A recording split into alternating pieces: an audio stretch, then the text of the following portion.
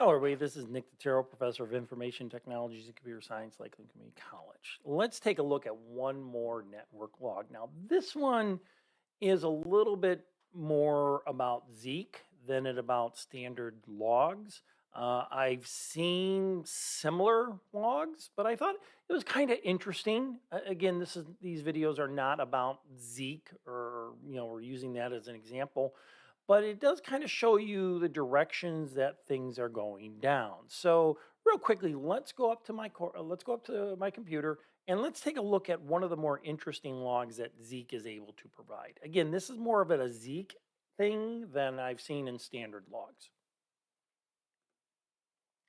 Okay, Zeek, first of all, Zeek has a whole bunch of logs at their disposal: FTP, SSL, X509, that's a certificate, SMTP, simple mail transport, secure socket. So, pretty much all the really core networking functions. But one of the logs they have is this thing called a files log. And if we look at it, there's a couple parts to it, and I think it's really showing kind of a strength of their procedures or their capabilities. They start with the connection log. That's what this is right here, and remember that from previous videos. And if you remember from the connection log, we do have the timestamp, the Unix timestamp. We have the unique identifier for that particular event. And then, who initiated it, where to go through, what ports it's using, what service it's using. It's using HTTP. Now, with that in mind, Zeek is going to monitor traffic. And in their HTTP log, you see this connection here. We have the same user ID. We still have the connection. We get from the video, from the HTTP video, we understand that a browser does a GET request and then a response. And now we're beginning to get some very interesting things associated. We have two logs with connection points. One was the connection log. This is the HTTP log. And we're building upon this user ID with more information.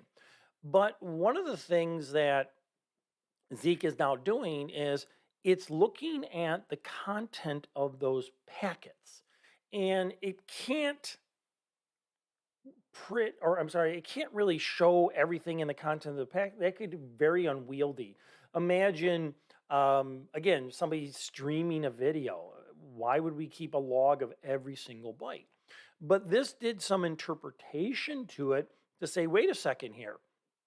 This is what we're seeing. This is what we're seeing inside this packet. So it's able to find that there is an executable file coming down the wire through this, the combination of the connection log and the HTTP log.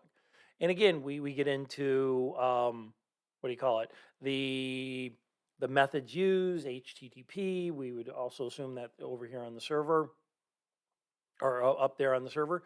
And then we're inspecting, and we finally get to this over here, the inspection of the files log. Now, this is more of a Zeek thing. This is telling us that it is looking within those packets at particular things. Again, it can't examine the entire file. And imagine you're downloading, what do you call it?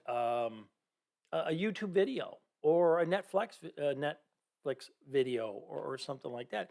It would get too overwhelming, but it can look at that stuff and say these are the type of files that are being pulled down. Right, so that's kind of interesting, or at least I find it interesting. You'll notice that we're still using that unique identifier, but now there's this new thing, this file unique identifier. Again, this whole thing is showing us that we have multiple log files, again with Zeek, multiple log files, and we're able to put together the little, I guess, the red yarn. Can you imagine a wall with all these log files? The red yarn going between the different files and linking these particular files together. Alrighty.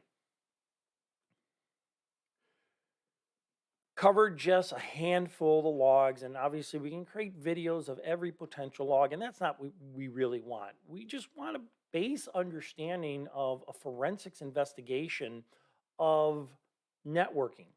Said it in previous videos. Networking, when it comes to forensics analysis, we're looking at past events, we're looking at logs. Um, if there was a compromise somewhere along there, maybe we can find an abnormality within that given log. So we kind of then branch over to an incident response. What happens with the incident response? Well, something happened, and now we're going back and going through those particular logs. So that being said, let's go and learn something.